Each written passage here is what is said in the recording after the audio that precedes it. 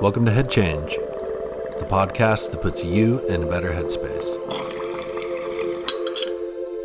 I'm your host, Levi Strom. Transcripts of today's episode are brought to you thanks to a generous donation by Jeannie Nassaro at Bee Haven Hill Farms. Thank you, Jeannie. On this week's episode, I bring Dr. Raber back on the show to discuss the controversial lab-created cannabinoid called THC Acetate. There's an absence of good information out there right now on the internet about THC-O-Acetate, which before our last interview, I'd never heard of. I've done some research since then to kind of understand, how it's made and all that. And we don't need to go into too much detail about how it's made specifically, but I'm really curious to get kind of a broader perspective from you, a chemist and somebody who's been around the cannabis industry as long as you have, about, what it is, the potential benefits of it, and the potential negative side effects that people could encounter, especially when smoking it, especially as that relates to vitamin E acetate and kind of the parallel there. I think is important to break down a little bit further. I know people in the comments of the video that we made did have a lot of questions. Some people are comparing it to spice and K2 and synthetic marijuana. So I thought we could maybe address some of those fears and concerns, and is there any validity to that or not. But one of the things I want to do on Head Change, this podcast, is just present the information. And people can do what they want with that information. But I'm a pretty big fan of phytocannabinoids, man-made cannabinoids. I tend to exercise more caution with. So as far as my understanding of what this compound is it's not a synthetic cannabinoid, because it comes, you take THC you need THC to make it, but it is a modified, not natural, the plant does not produce THC acetate on its own. Correct. I think that's a great line of demarcation, right? Like, is it found in the plant? Is it native to the plant? Does the plant produce it? And in this case, no. And I think it's really in our best interest, and maybe a safety interest, to draw the line there. If the plant hasn't produced it or doesn't make it, it's not found on it for any reasons, we haven't been consuming it before, we should exercise great caution. And that might be where the line is for, hey, this needs real thorough, full, formal clinical studies. This needs to be understood much better before we let it go under our state-based regulatory systems. We only know what we know about cannabis because people have been using cannabis for so long. We probably stretched the limit of that with concentrates, because some folks have been using concentrates for some time, but certainly not as long as the plant use has been used. There has been hash around, but hash is a very different composition than what we see with live resin extracts or sauce or distillates or rosin or anything else like that. So concentrates are probably as far as we might want to comfortably go to say these things are still found in the plant, found on the plant, representative of what we see on the plant. And concentrated forms offer benefits in terms of, hey, maybe I'm not consuming things like cellulose, right, or other types of components that are found in the plant, which might lend towards more of what I want and less of what I didn't want. And I think, again, it does relate to which way am I consuming them, right? So I've been combusting plant material for a while, is the assumption. We've been inhaling and consuming concentrates for a little less longer, but for a decent while. If they become more concentrated but look like the plant, great. That's probably more of a dose consideration. How much should I be using? How often should I be using it? Than, is this a brand new molecule or something that's made that hasn't been seen in the plant or hasn't really been introduced to humans in any fashion for quite some time? So I think what we see with, the acetates, that's where that line should be drawn. These are not found in the plant. They're not native to the plant. And you have to ask yourself, so what might be new or different about it? So why would I even consider making an acetate?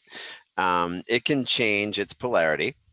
It can change the absorption across the blood-brain barrier, and it may or may not be, present solely in that acetate form when it hits the receptor, or the body saponifies it, splits it back into acetic acid and the THC molecule. Well, the body's going to split it apart, and we call those things prodrugs. Sometimes we do that for better absorptivity, better, deliverability of the compounds into the body system if we're providing an oral dosed product or something of that type. There can be reasons why, pharmaceutical products have what we call this prodrug form. It's not the active ingredient, but it is an ingredient that lended towards formulation, towards better absorptivity, or better, ways of manufacturing so that I can make this in higher purities and get it into the body for these pharmaceutical reasons. We don't have so much of those concerns with THC. So the question is, can I perform these same tricks like making an acetate? Well, chemically, I certainly can. But the bigger question is, should I? Like, why should we go about it?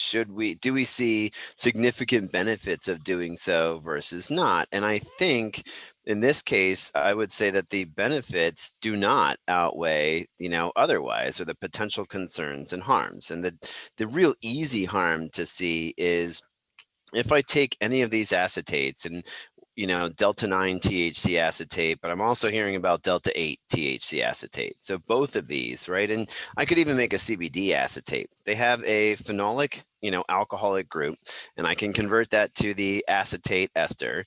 And if I have this phenolic acetate, we've learned from vitamin E acetate that heating those up can release toxic molecules upon, release. And that molecule is called ketene.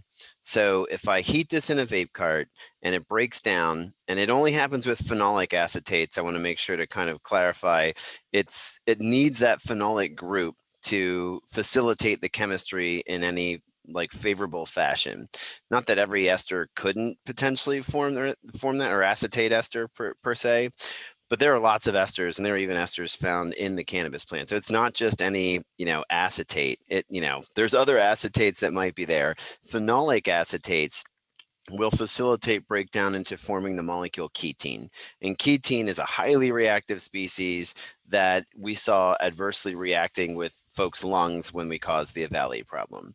So, chemists had really dove into that problem with vitamin E acetate. That was a specific phenolic acetate, and said, hey, look, in this instance of phenolic acetates, I can see ketene formation upon heating. So that means I would never be interested in putting any phenolic acetate like delta 9 THC acetate or delta 8 THC acetate or even CBD acetate in a vape cart or in any product that's going to be heated and inhaled.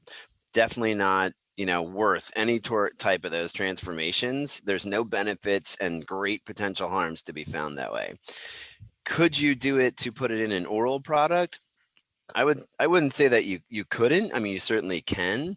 Should you is a really, really complicated question, because am I getting benefits from it? Do I know, enough about this molecule or its potential changes to how the body reacts with it, that it is better or worse than what I'm already starting with? We can formulate things with delta 9 THC without the acetate function. Why do I need the acetate function on there? I think you've gotten away from what's native in the plant, and you potentially caused more questions and potential harm and concern than we really should embark on today. I think that that's not going to serve us well. So we kind of draw the line there and say, let's stop here. That's not, not worth doing, because the harms could potentially greatly outweigh the benefits of any of that. Now, do you know when THC acetate was first discovered? I looked it up myself and was getting kind of mixed history messages. I haven't looked it up. Did you? I thought some folks had made it a long time ago, like in the 40s or 50s. In the 40s is kind of what generally kind of came to mind. And now my understanding too is heroin is an acetate of opium. Is that correct? Yep. So morphine is a phenolic group as well, and you turn it into heroin when you acetylate it. So the acetates of morphine are heroin. So and I think, that's a bad parallel. I hesitate to draw the parallel because you're like, hey, I'm not making heroin here. But in a sense, you can say like, look, like morphine's a different animal than we see with heroin, and the addictive properties are very different. And there are medical uses for morphine, but we really know no medical benefits or uses for heroin, and no one's ever tried to develop that as a pharmaceutical. We've gotten away from morphine, and we make morphine analogs. Some of those are phenolic groups, and you can make, acetates, and some folks probably have. But that's because maybe I'm, using that in a formulation, or I can patent it, or I can get some sort of new piece with that one. And there was a specific pharmaceutical pain interest for those. We now know that whole class of molecules is probably not the best painkillers we should use either. So, I think it is a fair parallel to say, hey, morphine to heroin, that's the same type of chemical transformation I'm doing. And you make that molecule much worse, in terms of physiological pieces when I do create that acetate. So maybe we shouldn't do it here, because there might not be folks having problems with THC, but THC acetate, and all of a sudden we start seeing all sorts of problems.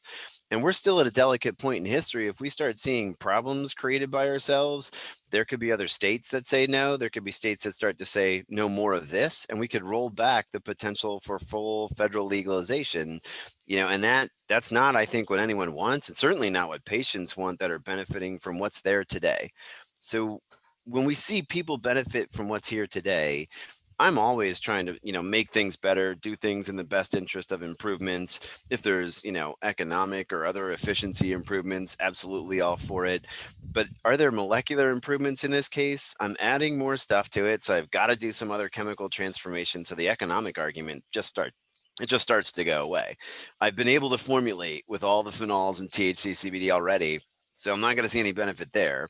It's new. Like, okay, that might be curiosity of interest, but I think regulatory, legally, physiologically, safety wise, there's not enough curiosity interest there to kind of drive down the potentially harmful path.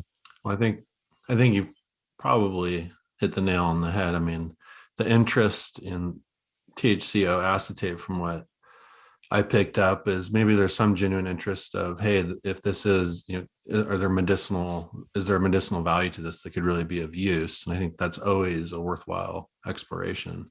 But I think it's drug culture that really is always going to want to go down. There's always going to be guinea pigs raising their hand. You can go on YouTube right now and there's guys dabbing, THCO acetate and doing reviews from probably illicit sources, or the Hemp Act is really, the U.S. Farm Bill has kind of opened up this avenue of molecules on the market that are legal-ish.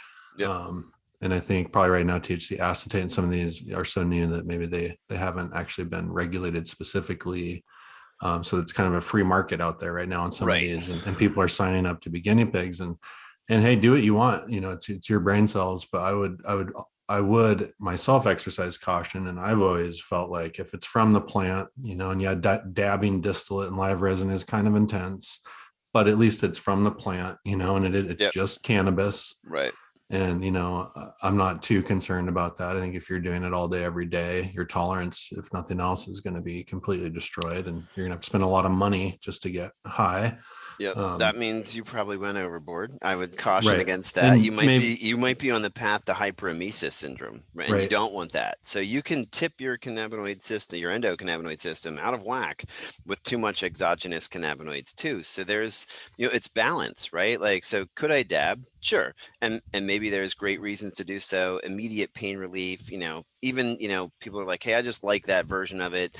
Okay. But if I start to go and it was, once a day, and now it's 50 times a day, every day, all day, and the amounts are larger, maybe I need to take a self-inventory of that and say, whoa, wait a minute, I've gone down too far down the path, and I really need to kind of dial that back, take a break, wash everything out, and, go slower again. And I can still get back to that physiological effect that, probably took me on that path, but in a way that is not going to send my body out of balance, because I can go out of balance with too much exogenous cannabinoids.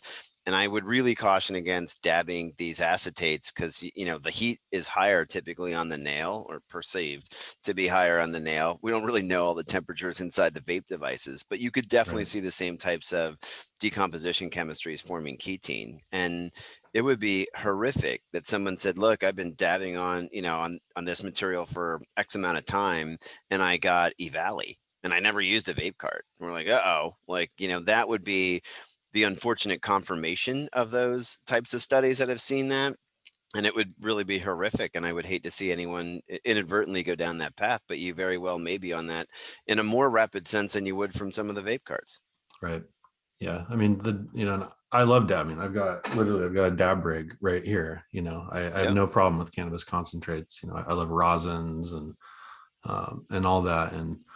But I think, when you do start concentrating these compounds and then your tolerance gets so high, I think maybe the dab culture is a little bit of the reason why THC acetate is gaining popularity, because people's tolerance is so high now. They do need, the next thing. But actually your tolerance, if you take a little break, take a couple of days off, 3 days off, and your tolerance usually starts to level out. Take a week off and it really levels out pretty quickly in my experience. Right. It doesn't need too long. Yeah. I think that's most folks will say that too.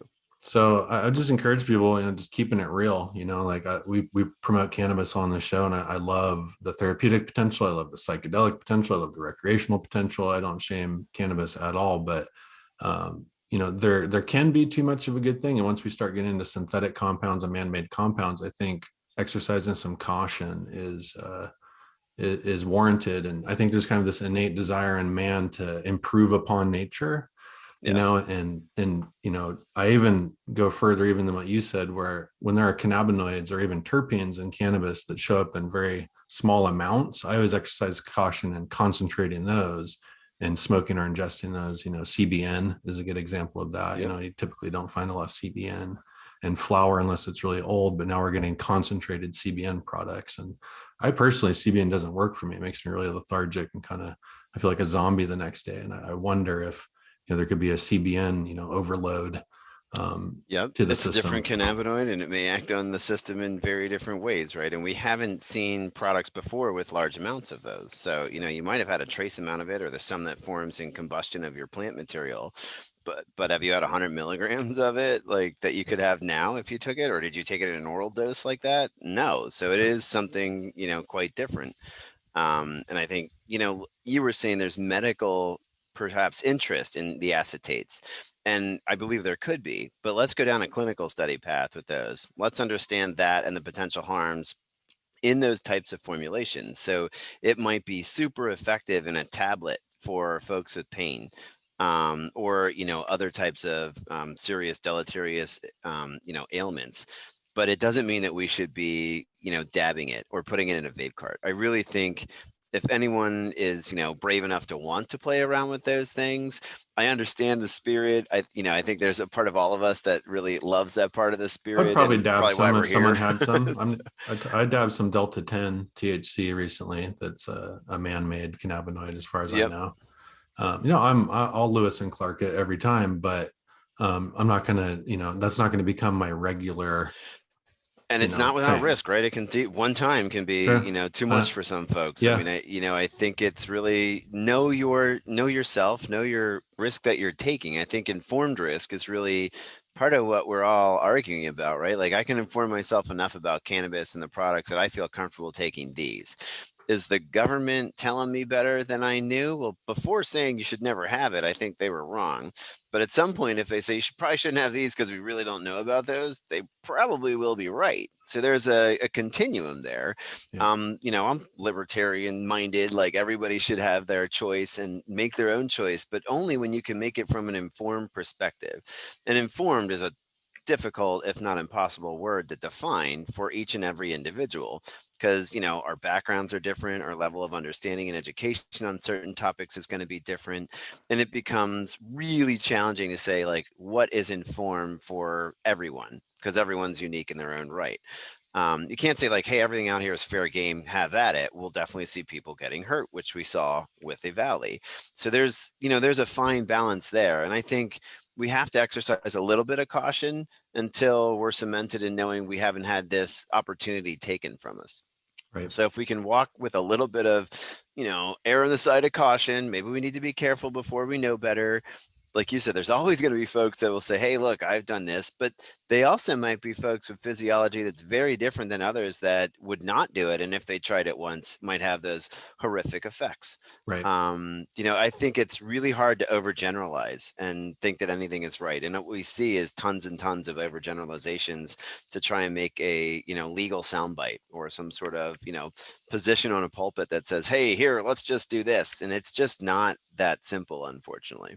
Yep. Everyone is unique in their physiology and in their mindset, and we respect all views. But I do think that staying plant-based and buying, especially inhalable products from reputable sources, websites, if you're going to buy online, it really, do your homework on these brands, because I can promise you, coming from the traditional market myself, there are good operators and people that lab test and really, really care about the products they're making. And then unfortunately, there are people that really don't. And that exists at all levels of manufacturing, unfortunately. Yeah. But, we do need to check, human nature in that regard, because I could definitely see people spiking vape carts now with THC acetate to increase the potency, and then cutting the regular THC extract, because that is expensive, with something else, if not vitamin E acetate, something else. People are always going to be looking to increase profit margins. So I would we need think to keep the an eye on THC it. acetates or the other, cannabinoid acetates will be more expensive than just the cannabinoid, though, because you got to start with that, right? Right. So at some point, it's a raw material for this piece. It shouldn't be cheaper, but and I don't think it packs so much more of an impact that it would overwhelm. If I added 5 or 10%, it would be worth it. So I think we'll physiologically see that checked where we wouldn't have that potential problem, but any lab will take a sample from you and inspect it, right? So I don't think many of them care where you got it. They're all interested in protecting your health as well. And if you hand it to them and say, here, I need this tested, it's your health, and you only get one shot at the whole road here, so it might be worth that $50 test, or a little bit of even $100 to say, look, please just tell me I'm not going to hurt myself with this, or is this a supply chain I can trust? It is probably worth it if you're going to rely on that supply chain for quite a while. Yeah, back when I ran my little collective, my Prop 215 collective, and patients would email me, hey, have you tried this product? What do you think about it? And there's so many products out there and brands. I didn't know. We only have so many hours in the day. No, I haven't tried them all. I would always encourage people to lab test, and a lot of them actually really would. And I think it's a worthwhile thing to make sure that what you're consuming is what it says it is, and it isn't harmful, because there are shortcuts that can be taken. And anyway, very interesting stuff. Jeff, thank you so much for coming back on and bringing some more clarity around THC-O-Acetate. And I know that people are very interested in this molecule, so you'll probably be hearing from me again, and we can bring you back even for a third encounter. We'll see what comes around. Answer all these questions. So I'll encourage everyone, ask away, right? And then we'll try and answer them there, but I'd be happy to have another session dedicated to specific questions, especially if certain ones keep coming up, so that we can further the discussion and make sure everyone's got the best possible information, at least all of what we would know today. Yep. That's why I love having you on, Jeff, and thank you very much again for being here on Head Change, and have a great rest of your day. Thanks, Levi. You have a great one too. Take care. Thanks for joining me today on Head Change, the podcast that puts you in a better headspace. I've been your host, Levi Strom. Full transcripts of today's episode are available on our blog at awakenedeveryday.com. If you'd like to listen to more podcasts like this, you can join the conversation on Anchor FM and YouTube. Until next time, peace.